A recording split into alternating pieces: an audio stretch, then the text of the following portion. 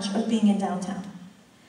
I would also give incentives to developers to build housing and retail and reactivate those deserted buildings.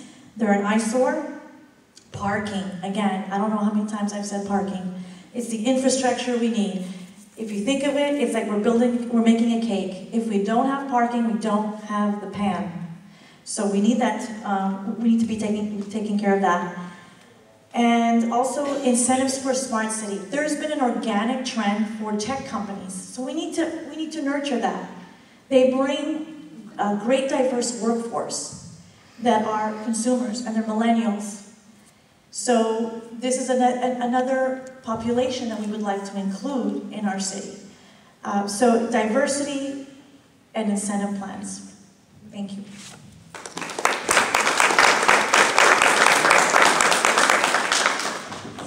As I studied for this test, I came up with more than 6. So one of the things we talked about is to continue to encourage the city for its neighborhood stabilization plan for low and moderate housing. Number 2, want to encourage people to come down into Clearwater to live in the city core. And the only way we can do that is if we have improved transportation and housing. Because how many times do you go to a restaurant when you find out that the employees live in Pasco County or Hernando County, have to travel all this way because no affordable housing? We need to make a change so that we can encourage those who work in the city of Clearwater to live in the city of Clearwater. We need to attract new residents. We need to prioritize infusing new restaurants and retail opportunities. We need to expand Coachman Park, as we've been talking about all evening. We need to promote the economic opportunity zones we talked about earlier. And we need to promote downtown as a creative space for artists and entrepreneurs to make it a place where people want to come, people want to live, and people want to spend their time. Thank you.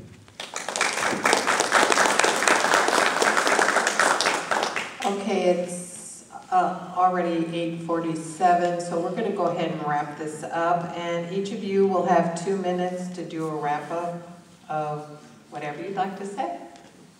And we'll start.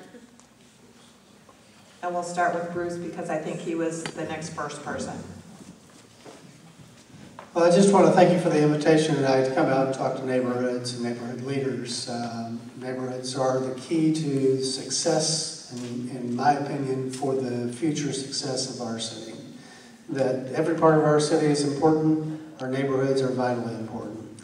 And taking care of them and making them a priority. And as some of my other colleagues up here have said tonight, listening very carefully to the concerns of the neighborhoods.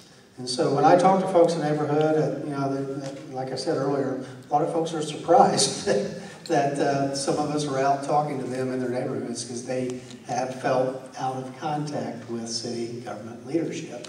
And what I tell them is that I hope that my fellow competitors for this seat will lead the same way I plan to lead if I'm elected.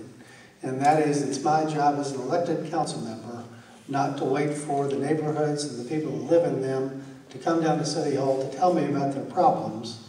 My job as a leader of the City Council is to know about those problems before they have to come down to City Hall to tell me about them, or at least I know what they're talking about because I've been in the neighborhood. I've seen what their issues are before they come in to talk about whatever concerns they have. Neighborhoods and the thriving and growing neighborhoods are the most important part of the future of our city. We've got the best beach in America. Let's work together, collaboratively and together, to make Clearwater the best city in America.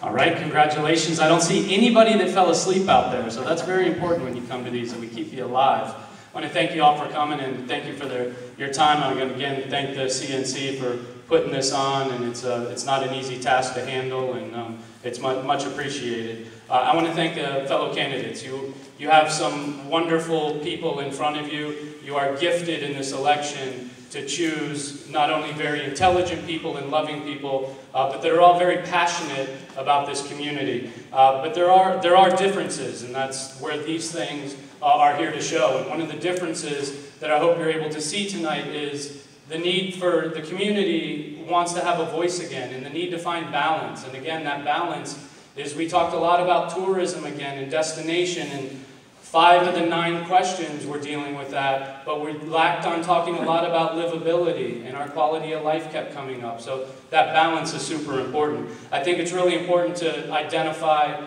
that I have been endorsed by the Fraternal Order of Police, as well as the Clearwater Firefighters Association, as well as the Sierra Club. That issue shows balance. It illustrates balance as a candidate. In my first 2 minutes, I ran out of time joking about football games and stuff, so I didn't get time to tell you how I serve this community as a proven leader. For 3 years, I've been on the Municipal Advisory Code Board. I'm a part of the Citizens Advisory Committee for Forward Pinellas. I was the chairperson for the Charter Review Committee. I sit on the Board of Directors for the ARC of Tampa Bay, and I'm a member of the MLK Neighborhood Coalition. I roll my sleeves up. I get into that community. I listen to you as a citizen. I find solutions to your needs, and I will continue to do that. I hope that you find in myself a proven leader with a servant's heart, just like some of my other endorsements have, and I would love to have your support in this community. Again, it is Mike Mannino, hashtag Be Like Mike.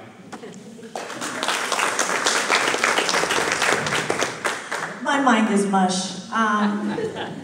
You know, I'm going to shake things up. I had a really cool speech, something very inspirational, but I'm just going to stop.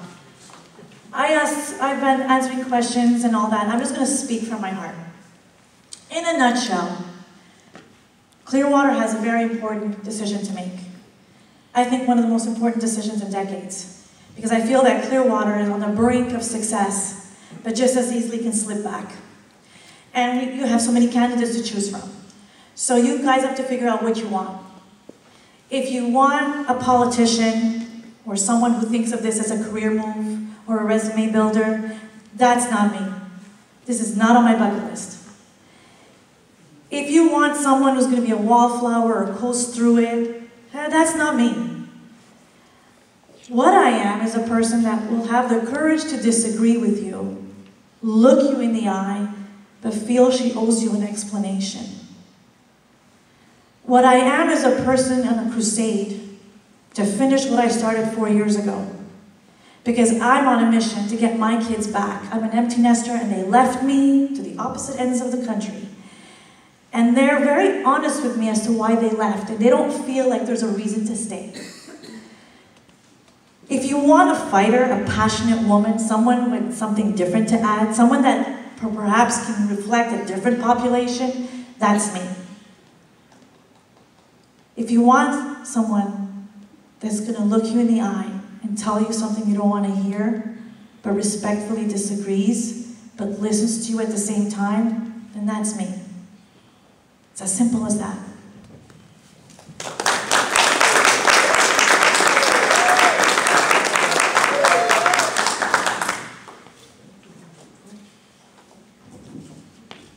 I can make a difference in Clearwater. My strength is not in public speaking, but rather than getting things done. Rather than talking, I am doing.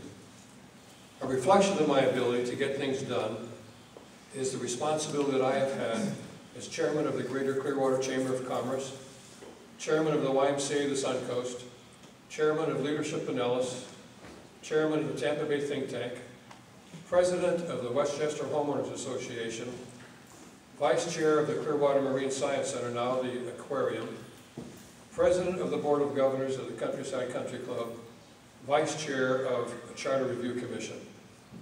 I can and get things done as a City of Clearwater Commissioner. There'll be no learning curve. I know the players. I know the concern that our fellow citizens have. I've been endorsed by both the firefighters and the police union. I'm Bud Elias, and I can make a difference. Thank you.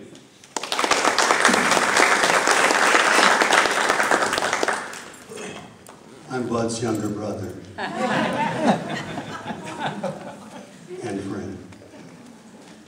It has been a pleasure to serve the city of Clearwater as a city council member the last 4 years.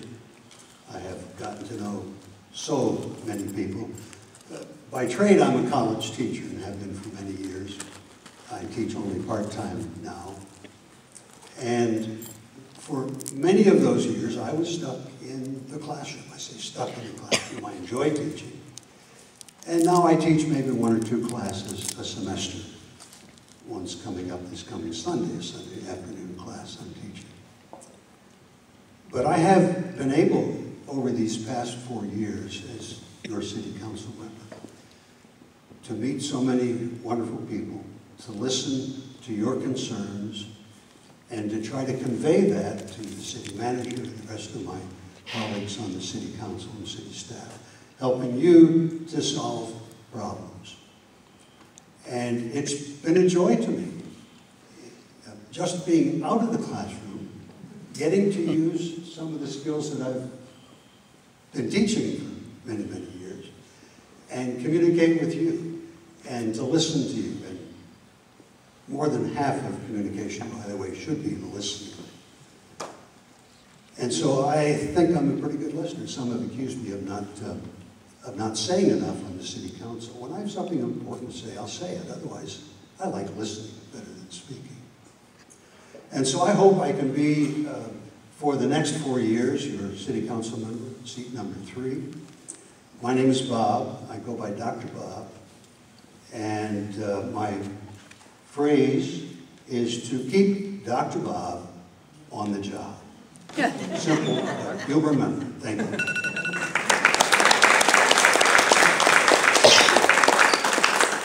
Okay, I'd like to thank all of you for coming and learning. I'd like to thank all the candidates for coming and giving us great answers. And I think we owe them all a round of applause. It's not easy.